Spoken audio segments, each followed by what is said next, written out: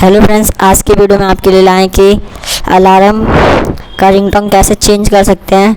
Video start करने से पहले लाइक एंड सब्सक्राइब का बटन दबा दें और बेल आइकन दबाना ना भूलें। हम वीडियो स्टार्ट करने जा रहे हैं।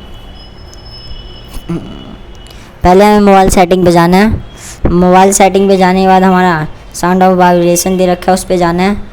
उस पर जाने के बाद हमारा अलार्म दे रखा है आई सेट ओनली, इस पे जाना है। और ये हमारे रिंगटोन दे रखे हैं।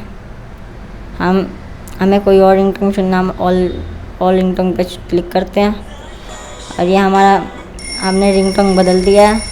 और यहीं पे हमारी वीडियो समाप्त होती है। अगली वीडियो के लिए हमारे साथ बने रहें। Thank you.